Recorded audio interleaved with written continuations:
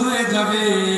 এই প্রশ্নের জবাব যদি শোনা লাগে আমার মতো মৌলবীর কাছে আসা লাগবে। কুরআনুল কারীমের মধ্যে আছে, জোরে চিৎকার করে বলেন আল্লাহু আকবার। এই কথা আমি এখন বলে তোমরা গুমর ফাঁক করবো না, ওয়াজের লাস্টে আমি বলে দেব। এই ওয়াজটা যদি এখন করে দেই অর্ধেক শ্রোতা থাকবে না, যে পাই গেছে মৌলবীরে, এখান থেকে অর্ধেক শ্রোতা চলে যাবে। এই জন্য এইটা আমি রিজার্ভে রেখে দিলাম। কথা কি বোঝা গেল? ডিম আগে না মুরগি আগে? কিরা কইছে? যারা বলবে মুরগি আগে, তাহলে ওই মুরগি যদি আগে হয় ওই মুরগিরে কিরা ডিম পারছিল? কথা ঠিক না? আর ডিম যদি আগে আসে তো ডিমরে পারছিল কোন মুরগি ডিম? এর আগাগুলা সমান করতে পারবেন না। কোরআন শরীফের মধ্যে আছে, সময় হলে ইনশাআল্লাহ বলে দেব। ভালো ভাই সামনে চলে আসেন, এই জায়গা চলে আসেন ভালো ভাই। আল্লাহ পাক ডাক দিয়ে বলেন যে উজাইর, তোমার সাথে করে যে গাধা এনেছিলেন ওই গাধা কিন্তু আমি তোমার সামনে জিন্দা করে দেখিয়েছি। মরা গাধাকে জিন্দা করে দেখালাম। তোমার সাথে যে খাবার পানি এনেছিলে ওই খাবার পানি কিন্তু নষ্ট হয় নাই, খাবারও নষ্ট হয় নাই, পানিও নষ্ট হয় নাই। ওইগুলোকে আমি অক্ষত অবস্থায় রেখে দিয়েছি সুন্দরভাবে। জোরে চিৎকার করে বলেন সুবহানাল্লাহ। وانظر إلى حمارك ولنجعلك آية للناس وانظر إلى العظام كيف ننشزها ثم نكسوها لحما। একমাত্র ছেলে ছিল আব্দুল করিম। একমাত্র ছেলে ছিল, শুনবেন শুনবেন বলবো, একমাত্র ছেলে ছিল আব্দুল করিম। যৌবন বয়সে তার স্বামী মারা যায়। আব্দুল করিমের বাবা মরে গেছে। মা জননী, মা দুঃখিনী, এই মা তাকে বড় করেছে, ছোট থেকে বড় করেছে। জীবনে কোনোদিন বাচ্চার কথা খেয়াল করে আর দ্বিতীয় বিয়ে কোনোদিন বসে নাই। এই ছেলেকে বড় করে মানুষ করে সুশিক্ষায় শিক্ষিত করে বিদেশে পাঠাইছে টাকা পয়সা রুজি রোজগার করার জন্য। বিদেশ করতেছে, কিছুদিন ভালো ছিল, হঠাৎ করে দেখা যায় বৌমা কান পড়া দিয়ে ছেলেটার কানকে ভারী করে দিয়েছে। টেলিফোন আছে, মা তাকাই থাকে তার ভাঙা ঘরের থেকে, না জানি কোন সময় আমার ছেলে আমার সঙ্গে একটু কথা বলবে। মা তাকাই থাকে চাতক পাখির মতো। বৌমা ঘন্টার পর ঘন্টা কথা বলতেছে। একদিন, 2 দিন, 3 দিন, 5 দিন, 10 দিন হয়ে যায়, মাসের পর মাস হয়ে যায়। মার সঙ্গে ছেলে আর কথা বলে না। বৌমা এমন একটা কথা বলে দিয়েছে, ওই ছেলে মার উপর একটা ঘৃণা জমায় দিয়েছে, এমন একটা কথা বলে দিয়েছে। এরকমের কুলঙ্গার কোন সন্তান যদি বিদেশের বাড়িতে থাকে, যেই মা তাকে 10 মাস 10 দিন গর্ভে ধারণ করে কষ্টের পর কষ্ট করে তার প্রতিপালন করেছে, লালন করেছে, জীবনে কোনোদিন দ্বিতীয় বিবাহ বসে নাই, তার নিজের সুখের কথা জীবনে কোনোদিন ভাবে নাই, ছেলের সুখের জন্য সারাটা জীবন সে বিসর্জন দিয়েছে। এই ছেলে যৌবনে আসার পরে মা কোনো খোঁজ খবর নেয় না। মায়ের দিকে কেঁদে কেঁদে বুক ভাসায় যে আমার ছেলে আজকে মনে হয় আমার সঙ্গে একটু কথা বলবে। এই মা জননী যার ঘরের মধ্যে আছে, তো ভাই মা যার ঘরের মধ্যে আছে, মার পায়ের মধ্যে চুমু খান, আপনার কপাল খুলে যাবে, ঋণগ্রস্ত জীবনে কোনোদিন থাকবেন না, রিজিক আপনার বেড়ে যাবে। বাবা, বৃদ্ধ বাবা যদি কারোর ঘরের মধ্যে থাকে, মা বাবার সেবা যত্ন করেন। আমার আপনার জন্য, সন্তানের জন্য, ছেলে মেয়েদের জন্য সব থেকে বড় পীর হচ্ছে মা আর বাবা। সব থেকে বড় পীর কে বলেন? মা। বাবা মা যদি জিন্দা থাকে, বাবা মার খেদমত করেন। আমার মতো মৌলানার কাছে হাদিয়া পাঠালেন, বড় একটা কাঁঠাল গাছে আম ধরছে, আমার বাসায় পাঠাই দিলেন। আমার দোয়া কবুল হতেও পারে, নাও পারে, কিন্তু আপনার মা যদি, বাবা যদি জীবিত থাকে, আপনার মা যদি ওই কাঁঠাল আম খেয়ে আল্লাহ পাকের দরবারে বলে, আল্লাহ আমার আব্দুল করিম আমার জন্য নতুন গাছের ফল আমাকে খাওয়াইছে, আমার কলিজা ঠান্ডা হয়ে গেছে, রব্বুল আলামিন আমার আব্দুল করিমকে তুমি লক্ষ কোটি টাকার মালিক বানাই দাও। হাড় ভাঙা পরিশ্রম করে আমার ছেলেটাকে তুমি দুনিয়ায় কল্যাণ দাও, আখিরাতে কল্যাণ দাও। মা যদি কোনো ছেলের জন্য 2 হাত উঁচু করে আল্লাহর দরবারে, অথবা বাবা যদি আল্লাহর দরবারে দোয়া করে, ছেলে রব্বুল আলামিন আমার ছেলেকে তুমি দুনিয়ায় কল্যাণ দাও আখিরাতে কল্যাণ দাও বাবা মায়ের দোয়া সঙ্গে সঙ্গে আল্লাহ পাকের দরবারে কবুল মঞ্জুর হয়ে যায় আল্লাহ বলে ওয়ার সাবিরা শুনো আল জান্নাতু তাহতা আকদামিল উম্মাহাতিহা সন্তানের জন্য জান্নাত হচ্ছে তার বাবা মার পায়ের নিচে যতদিন পর্যন্ত আপনার মা বাবা আছে এই যে কমলার মৌসুম বাজার থেকে 1 কেজি কমলা এনে নিজের হাতে পরিষ্কার করে খুলে খুলে এক একটা কমলার কুয়া সুন্দর করে বৃদ্ধ মার মুখের মধ্যে তুলে দেন বাবার মুখের মধ্যে দিয়ে দেন দোয়া হাত তুলে করে রাখবে না অনেকেই বলে বাবা আমার যদি দোয়া করে দোয়া তো করা লাগবে না বেড়া ভেঙে দোয়া চলে যাবে এরকমের কোন সন্তান যদি করতে পারে মা বাবার কলিজার থেকে আল্লাহ পাকের আরশে দোয়া পৌঁছে যাবে মুস্তাজাব দাওয়া 3 ব্যক্তির দোয়া কবুল হয়ে যায় এর মাঝখানে কোনো হিজাব থাকে না কি থাকে না বলেন হিজাব জিকির করেন লা ইলাহা ইল্লাল্লাহ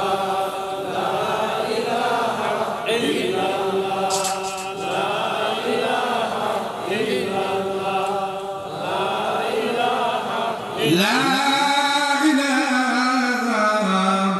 إلا الله محمد رسول الله আমার ভাইরা আমার দিকে তাকান এই যে মুরব্বি বাবাজি আমার দিকে তাকান আমার সত্যির মানুষ অত্যন্ত ভদ্র ভালো মানুষ আমাকে অত্যন্ত মহব্বত করে অত্র এলাকায় যদি কোনো জায়গায় মাহফিল হয় আমার সত্যির মানুষের আমার মহব্বতের লোকেরা শুধু আমার আলোচনা শোনার জন্য দৌড়ে চলে যায় কথা ঠিক না ঠিক বলেন আমার আওয়াজ যত দূর যাচ্ছে ভাইরা আমার যারা বাড়ির মধ্যে এখনো বসে আছেন অল্প সময় আলোচনা করব মেহেরবানি করে আখিরি মোনাজাতের আগে আপনারা প্যান্ডেলের মধ্যে চলে আসেন আল্লাহ রাব্বুল আলামিন ডাক দিয়ে বলে যাইলে ওয়ালিনা জালাকা আনজুর ইলা হিমারিকা তোমার গাধার দিকে তুমি তাকাও হিমার হিমার মানে গাধা আরবিরা আমাদের দেশে বাংলাদেশ থেকে যারা আরব দেশে যায় এয়ারপোর্টে গেলে দেখা যায় পুলিশরা আসে এয়ারপোর্টের ভিতরে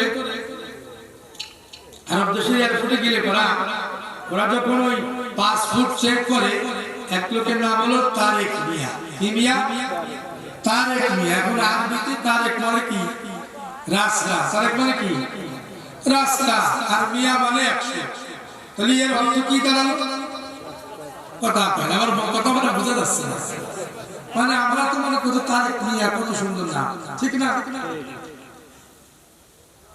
ওই এয়ারপোর্টে যখন পুলিশ ইমিগ্রেশনের ভিতরে ওই পাসপোর্ট চেক করতেছে দেখে তারেক মিয়া এক পুলিশ আর এক পুলিশ হাঁটতে থাকে এই 100 রাস্তা না 100 রাস্তা তারেক মানে রাস্তা আর মিয়া মানে কি 100 তাহলে 100 রাস্তা মিয়া আল্লাহ রাব্বুল আলামিন বিভিন্ন ভাষা দুনিয়ার মধ্যে দিয়েছেন 1,40,000 ভাষা 1,40,000 ভাষা ইউসুফ আলাইহিস সালাতু ওয়াস সালাম 100টি ভাষার উপরে এমএ পাস করেছিলেন সুবহানাল্লাহ বলে সুবহানাল্লাহ আজিজ মিশরের ঘরে বসে 100টি ভাষার উপরে এমএ পাস করেছিলেন জিবরাইল আলাইহিস দিয়ে 100টি ভাষার উপরে কোরআন শরীফের মধ্যে এসেছে আর আমার আল্লাহর নবী পৃথিবীর মধ্যে যত ভাষা আছে আল্লাহ তাআলা আরশে আজিমে নিয়ে সমস্ত ভাষা যত জ্ঞান আছে বিজ্ঞানের যত দিক আছে সমস্ত এলেম আল্লাহ রাব্বুল আলামিন নবীজির কলিজার মধ্যে ঢেলে দিয়েছে আল্লাহর নবী দুজনে গল্প করতেছেন আল্লাহ এখানে নবী এখানে কোরআনুল কারীমের সূরা নাজমের মধ্যে এসেছে সুম্মা দানা ফাতাদাল্লা ফাকানা কাবা কাউসাইনি আও আদনা আল্লাহ আল্লাহর রাসূলের মাঝখানে খালি জায়গাটা ছিল ধনুক যদি এইভাবে তীরের মধ্যে গেঁথে যদি এরকমটা রশি টান দেয় মাঝখানে কতটুকু জায়গা থাকে 1 থেকে 1.5 হাত 1 থেকে কত হাত 1 থেকে 1.5 হাত জায়গা থাকবে মাঝখানে 1 থেকে 1.5 হাত জায়গা থাকবে এতটুকু জায়গা আল্লাহ এবং আল্লাহর রাসূল দুইজনের কথা কথন করতেছেন দুইজনে কথা বলতেছেন এই কথা বলার মাঝখানে 27 বছর সময় কেটে গেছে কত বছর কাটছে 27 বছর সময় কেটে গেছে আল্লাহ আল্লাহর রাসূলের মাঝখানে আল্লাহ আল্লাহ রাসূলের মাঝখানে যে কথা হয়েছে ওই কথার ভিতরে সময় কেটেছে 27 বছর। কত বছর? 27 বছর সময় কেটেছে। এর ভিতরে জ্ঞান বিজ্ঞানের ইলমের যত দিক ছিল আল্লাহ রাব্বুল আলামিন নবীজির কলিজার মধ্যে ঢেলে দিয়েছেন। জোরে চিৎকার করে বলেন আল্লাহু আকবার। ভাইরা আমার, বাবাজিরা আমার, এবার আসেন আল্লাহ পাক বলেন উজাইরে ফানজুর ইলা হিমারিকা। আরবিরা ওই হিমার কয়ে গালি দেয়, যে কথা বলতে গেছিলাম এটা হিমার। আমরা বলি গ্রামারে পড়ছি আমরা আমটা, আমটা মানে তুমি বা তুই। ওই আরবিরা বলে ইনটা। কি কয়? ইনটা কয়, ইনটা হিমার। আমরা সাধারণত আরবি ব্যাকরণে পড়ছি, সাহিত্যের মধ্যে পড়ছি আমটা মানে তুমি। ওরা কয় ইনটা, কয় ইনটা হিমার, তুই কি গাধা? এই দেখেন আল্লাহ বলে দিয়েছেন ইলা হিমারিকা, তোমার গাধার দিকে তুমি তাকাও। ওয়ালিনা জাআলাকা আয়াতাল লিন্নাস, ওয়ালিনা জাআলাকা, আমি বানিয়ে রেখেছি, আমি বানিয়ে রেখেছি, বানিয়ে রাখলাম আয়াতাল লিন্নাস, মানুষের জন্য দৃষ্টান্ত। উজাইর তোমাকে আমি মানুষের জন্য দৃষ্টান্ত রেখে দিলাম দুনিয়ার মধ্যে। দুনিয়ার মধ্যে যত নাস্তিকের আসুক না কেন, দুনিয়ার মধ্যে নাস্তিকেরা বলবে যে আল্লাহ রাব্বুল আলামিন মৃত্যুকে জিন্দা করতে পারবে না, মৃত্যুকে জিন্দা করতে পারে না। এই যে উজাইর আলাইহিস সালামের ঘটনা একেবারে চাক্ষুষ ঘটনা, কথা ঠিক না ঠিক বলে? আল্লাহ রাব্বুল আলামিন এই तमाम পৃথিবীর মানুষের সামনে এই ঘটনাকে এইভাবে করে দেখাইছেন। এই ঘটনার মধ্যে যারা জ্ঞানবান ব্যক্তি, তাদের যারা চিন্তাশীল ব্যক্তি, এই ঘটনার মধ্যে অনেক জিজ্ঞাসা আছে, চিন্তা আছে। ভাইরা আমার, বাবাজিরা আমার, পৃথিবীর মধ্যে একদিন আমরা ছিলাম না, এখন আছি, আবার থাকবো না। আমাদের অস্তিত্ব বিলীন হয়ে যাবে, সমাজের মানুষ আমাদেরকে ভুলে যাবে। কথা ঠিক না ঠিক বলে? যাদের ওসিলায়, যাদের ওসিলায়, যাদের পরিশ্রমের মাধ্যমে আজকের এই তাফসীর মাহফিল প্রতিষ্ঠিত হয়েছে, কিয়ামত পর্যন্ত যদি মৃত্যু পর্যন্ত এই তাফসীর মাহফিল চালু থাকে, হাসরের ময়দানে যখন ঘটবে, হাসরের ময়দান যখন কায়েম হয়ে যাবে, আল্লাহ রাব্বুল আলামিন বলেন ফারুক ফকির তুমি কোথায় রে? সারাটা জীবন গান দিয়েছো, হুজুরদের পরামর্শের কারণে তুমি তাফসীর মাহফিল চালু করেছিলে, আজকে ফারুক তুমি কোথায় আছো? আমার বান্দা আমার সামনে চলে আসো। ওগো ফারুক, তুমি কোরআনের এই মাহফিল প্রতিষ্ঠিত করার কারণে আজকের এই জান্নাতের মধ্যে আমি আল্লাহ রাব্বুল আলামিন আমার নিজের কুদরতি হাত দিয়ে তোমার জন্য আমি বিছানা বিছাই দিলাম। আর তোমার ওই জায়গার মধ্যে মেলা হতো, ঝোলের বাড়ি হতো, ওইগুলোর পরিবর্তে উলামায়ে কেরাম তাফসীর করেছে, যারা শুনেছে, তোমার শ্রোতা যারা ছিল, আমি সকলের জন্য দস্তরখানা বিছিয়ে দিলাম। এই যে দস্তরখানা আরশের নিচে বিছানো হবে, আল্লাহ রাব্বুল আলামিন কুদরতি হাত দিয়ে এই সমস্ত শ্রোতাদেরকে খানা খাওয়াবেন। জোরে চিৎকার করে বলেন সুবহানাল্লাহ।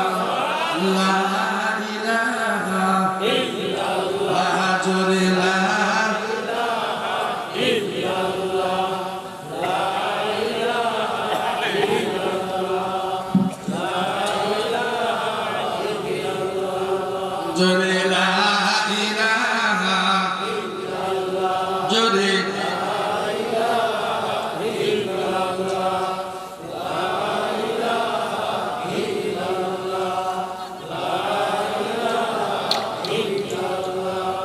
महबूब खुदा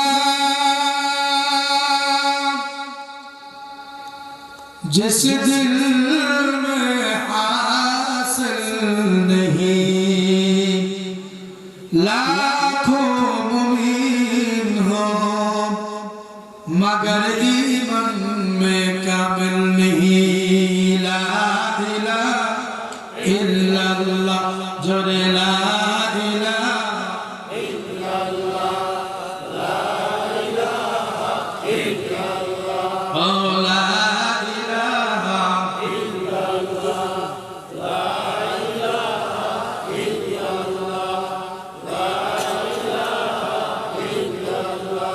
لا إله إلا الله محمد رسول রাসূলুল্লাহ সাল্লাল্লাহু আলাইহি ওয়াসাল্লাম। আল্লাহ ডাক দিয়ে বলবেন, ওই ভাবে ফকিরের মেলার শ্রোতারা তোমরা এদিকে আসো। মেলাকে পরিবর্তন করে তাফসীর মাহফিল দিয়েছো, তাফসীর মাহফিলের চাঁদা দিয়েছো, টাকা দিয়েছো, তাফসীর মাহফিলকে কায়েম রেখেছো, তাফসীর মাহফিল প্রতিষ্ঠিত রেখেছো। আজকে তোমাদের জিন্দেগীর সমস্ত গুনাহ আমি এই হাসরের ময়দানে মাফ করে দিলাম। এই যে আমার বিশাল বড় জান্নাত, এই জান্নাতের মধ্যে ফলো তুমি তোমার শ্রোতাদেরকে নিয়ে প্রবেশ করো। জোরে চিৎকার করে বলেন আল্লাহু আকবার। আপনারা খুশি না বেজার বলেন? খুশি না বেজার? নারায়ে তাকবীর, নারায়ে তাকবীর। কোরআন সুন্নাহর আলো ঘরে ঘরে জালো। নারায়ে তাকবীর। আল্লাহ রাব্বুল আলামিন বলেন, ওয়াকুলিল হামদুলিল্লাহিল্লাযী লাম ইয়াত্তাখিয ওয়ালাদান ওয়া লাম ইয়াকুল লাহু শারীকুন ফিল মুলকি ওয়া লিয়ুম মিনায-যুল্লি ওয়া কাব্বিরহু তাকবীরা। জোরে চিৎকার করে বলেন আল্লাহু আকবার। আল্লাহ পাক নবীজিকে বলল, গো নবীজি, আপনি যখন মানুষের সামনে আমার এই কোরআনের তাফসীর পেশ করবেন, আমার বড়াই বড়ত্বের আলোচনা করবেন, তখন আপনি ওই শ্রোতাদের মাঝে মাঝে মধ্যে একটু ওয়াকাব্বিরু তাকবীরা, আমার নামের বড়ত্বের তাকবীর দেবেন। কি দেবেন? আমার নামের বড়ত্বের তাকবীর দেবেন। এই জন্য উলামায়ে কেরাম তাফসীরের মধ্যে মাঝে মাঝে আল্লাহ পাকের নামের তাকবীরের ধ্বনি দেয়। জোরে চিৎকার করে বলেন আল্লাহু আকবার। ভাইরা আমার, বাবাজিরা আমার, আল্লাহ পাক বলেন, মুজাহিদরে তোমাকে এই ঘটনা দেখাই আমি तमाम দুনিয়ার মানুষের জন্য এই ঘটনাকে আমি একটা এক্সাম্পল রেখে দিলাম, একটা দৃষ্টান্ত বানায় রেখে দিলাম। আনজুরু ইলাল ইযামি কাইফা নুনশিদুহা সুম্মা নাকসুহা লাহমা। আল্লাহ বলেন, আনজুর উজাইর, তুমি দেখো, খেয়াল করে, ইলাল ইযামি, কিভাবে, কাইফা নুনশিদুহা, কিভাবে আমি তোমার এই গাধাটাকে সুন্দর করে জীবিত করলাম। সুম্মা নাকসুহা লাহমা, এই গাধার উপরে লাহম মানে গোশত, এই গাধার উপরে আমি সুন্দর করে গোশত দিয়ে সামনে দিয়ে মরা গাধাকে আমি জিন্দা করে দিলাম। কিয়ামতের ময়দানে, কিয়ামতের ময়দান যখন কায়েম হয়ে যাবে, আল্লাহ রাব্বুল আলামিনের হুকুমে যখন, আল্লাহর হুকুমে যখন ইসরাফিল আলাইহিস সালাম সিংহার মধ্যে ফু দিবেন, সমস্ত মানুষেরা পতঙ্গের মতো উঠতে থাকবে। কারণ শরীরের মধ্যে কোনো জামা কাপড় থাকবে না, শরীরে পাজামাও থাকবে না, পরনে কোনো পাজামা থাকবে না, শরীরের মধ্যে কোনো জামা থাকবে না। হযরত মা আয়েশা সিদ্দিকা রাদিয়াল্লাহু তাআলা জিজ্ঞাসা করলেন, ইয়া রাসূলুল্লাহ, ইয়া হাবিবাল্লাহ, আমরা আপনার পরিবারবর্গ আমরা জীবনে কোনোদিন বেপরদায় হই নাই, কোনোদিন বেপরদায় চলে নাই।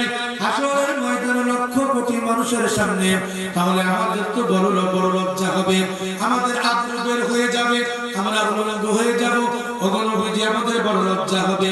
আল্লাহ নবী বিশ্ব নবী রাহমাতুল লিল আলামিন হযরত আয়েশাকে যেতে বলেন, আয়েশা রে, হাসরের ময়দানটা এমন হয়ে যাবে, সূর্য যেখানে আছে ওখানে থাকবে না, সূর্য চাঁদ দিয়ে 1 মাইল অথবা 1 হাত মাথার উপরে রেখে দেবেন আল্লাহ। সূর্যের 12টা জমিনের দিকে, বান্দাদের দিকে এভাবে মুখ করে দেবেন। মানুষের অবস্থা এমন হয়ে যাবে, মানুষ উপরের দিকে আমার দিকে তাকান, মানুষ উপরের দিকে এভাবে তাকায় থাকবে, নিচেই তাকাবে তো দূরের কথা, এই মন মানসিকতাই থাকবে না মানুষের মধ্যে, বেমালুম ভুলে যাবে। হাসরের ময়দানে পুরুষেরা উঠবে খাতনাবিহীন অবস্থায়, ল্যাংটা হয়ে পুরুষ খাতনাবিহীন অবস্থায় উঠবে। আল্লাহ নবী বলেন, প্রত্যেকটা পুরুষ উঠবে খাতনাবিহীন অবস্থায়, উলঙ্গ অবস্থায়, উপরের দিকে তাকায় থাকবে, নিচে তাকানোর কোনো সুযোগ হবে না, নিচে তাকাইতে পারবে না। হযরত আয়েশা জিজ্ঞাসা করলেন, ইয়া রাসূলুল্লাহ, ইয়া হাবিবাল্লাহ, হাসরের ময়দানটা কেমন হবে? আপনি নবী কি করবেন, আল্লাহ কি করবে, আর হাসরের ময়দানে মানুষেরা কি করবে?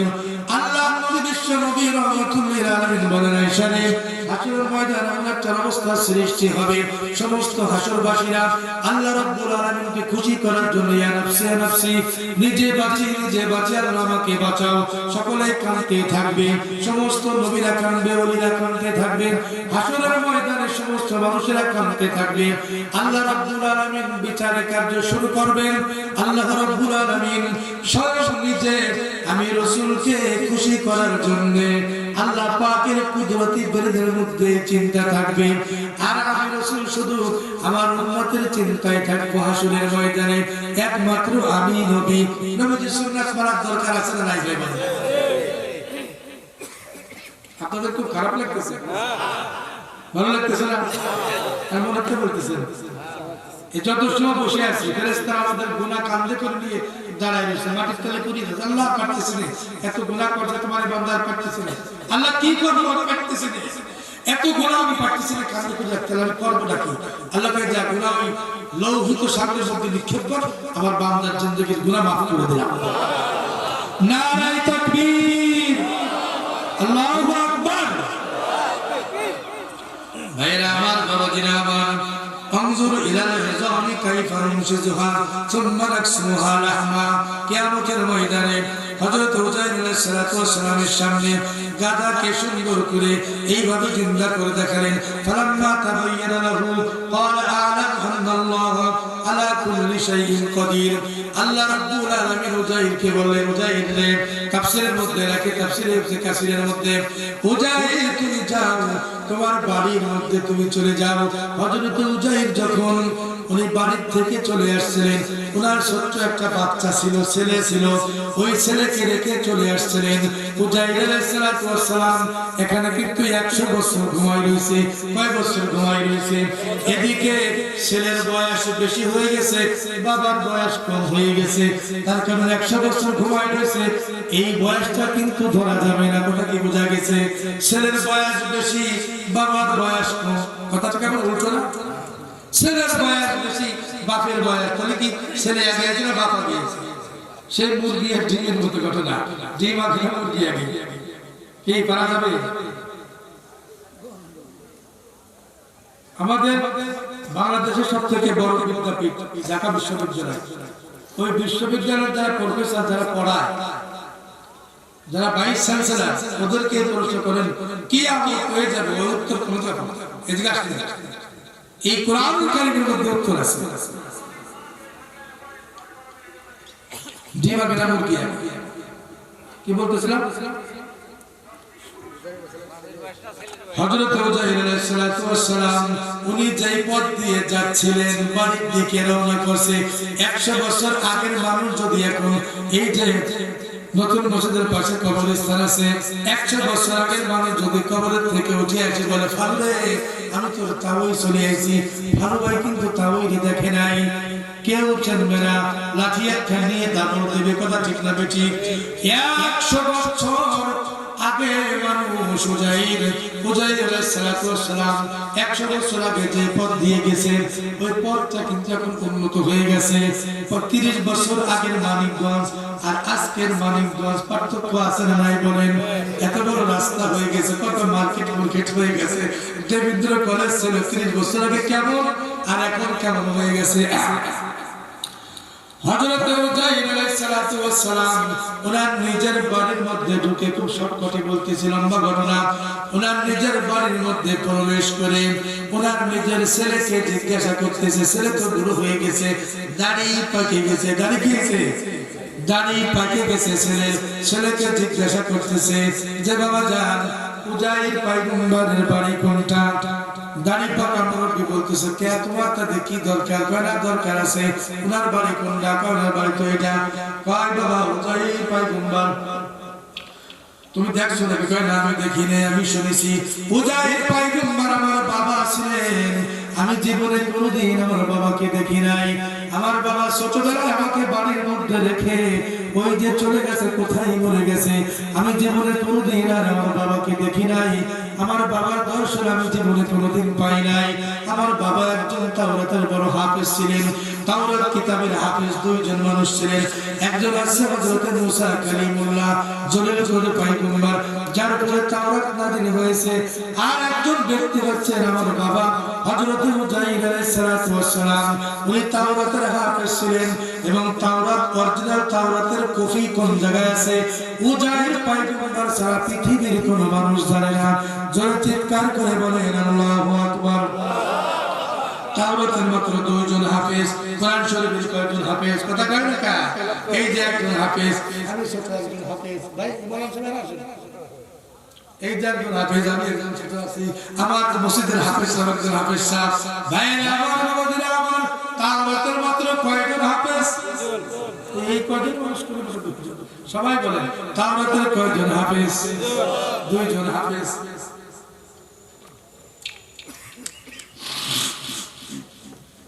কুরআনুল কারীমের কয়জন হাফেজ জানেন নাকি? হ্যাঁ, শুধু বাংলাদেশের মধ্যে আছে, শুধু বাংলাদেশের মধ্যে আছে মনে হয় কোটির কাছে কাছে প্রায় অন্তত 50 লাখ তো হবে এরকম, তাই না? 30-50 লাখ তো হবে এরকম। আর কত হাফেজ দুনিয়া থেকে চলে গেছে। আল্লাহ বলেন ওগো নবীজি আপনার কোনো টেনশন নাই, আমি আপনার প্রতি কোরআন যখন নাযিল করি আপনি আপনার জিহ্বা মুবারক তাড়াহুড়ো করেন কা মুখস্থ করার জন্য, নড়াচড়া করেন কা ওয়ালা তুহাররিক বিহি লিসানাকা লিতাজালা বি, আপনি মুখস্থ করার জন্য জিহ্বাকে সঞ্চারিত করবেন না, তাড়াহুড়া করবেন না। আমি আপনাকে মুখস্থ করাই দেব আমার জিবরাইলের মুখে, আপনি একবার মাত্র শুনবেন, আপনার কলিজার মধ্যে আমি কোরআন শরীফ গেঁথে দেব। জোরে চিৎকার করে বলেন আল্লাহু আকবার। ভাইরা আমার, বাবাজিরা আমার, আল্লাহ এরপরে বলেন ইন্না নাহনু নাযালনা যিকরা ওয়া ইন্না লাহু লাহাফিজুন। কোরআন নাযিল করেছি আমি, আর সংরক্ষণের দায়িত্ব আমি আল্লাহ রাব্বুল আলামিন গ্রহণ করেছি। পৃথিবীর মধ্যে কোরআনের যত কপি আছে সমস্ত কপিগুলো একত্র করে যদি নাস্তিক মুরতাদেরা এই কপিগুলো যদি পোড়ায় ফেলে বা সমুদ্রের মধ্যে নিক্ষেপ করে, বাংলাদেশ সহ পৃথিবীর বিভিন্ন জায়গায় যে হাফেজ কোরআনরা আছে এই কোরআন শরীফ লিখতে 1 ঘন্টাও লাগবে না। হাফেজ সাহেবেরা পড়বে, কারি আর মাওলানা সাহেবেরা 1 ঘন্টার আগে পুরো কোরআন শরীফ লিখে দেবে। জোরে চিৎকার করে বলেন সুবহানাল্লাহ। কোরআনুল কারীম, কোরআনুল কারীম মানুষের ব্রেনের কোন জায়গায় আছে, মানুষের কলিজার কোন জায়গায় আছে। যেমন মানুষের হাড়ের মধ্যে আমার দিকে তাকান, এই যে হাড় চামড়া দেখা যায় এর মধ্যে হাড় আছে, এই হাড়ের ভিতরে যদি কোনো প্রবলেম হয় এক্সরে মেশিন দিয়ে যদি ফটো তোলে ওই ফটোর মধ্যে উঠে যায় প্রবলেমটা। কথা ঠিক না ঠিক বলে? কিন্তু কোরআনুল কারীম ব্রেনের কোন জায়গায় আছে হাফেজ সাহেবের? কোরআনুল কারীম কোরআন শরীফ মানুষের হাফেজের সিনার কোন জায়গায় আছে? কিয়ামত পর্যন্ত যদি ফটো তোলে আর এক্সরে মেশিন দিয়ে যদি এক্সরে করে কোনদিন কোরআনের কপি পাওয়া যাবে না। কিন্তু আমাকে যদি বলেন, এখন যদি বলেন তারাবি কোরআন ফাতিহা থেকে নাস পর্যন্ত আমরা দুইজন হাফেজে কমপ্লিট করে দিয়ে দেব। জোরে চিৎকার করে বলেন আল্লাহু আকবার। হাসরের ময়দান যখন কায়েম হয়ে যাবে আল্লাহ রাব্বুল আলামিন ডাক দিয়ে বলবেন, আল্লাহর নবী বলেন ইকরা ওয়ারতাকি ওয়ারাতিল কামা কুনতা তুরাতিলু ফিদ দুনিয়া ফাইন্না মানজিলাকা ইনদা আখিরি আয়াতিন তাকরাউহা। আল্লাহর হাবিব বলেন, আল্লাহ ডাক দিয়ে বলবেন এ আমার বান্দা ইকরা, তুমি পড়ো। ইকরা মানে কি?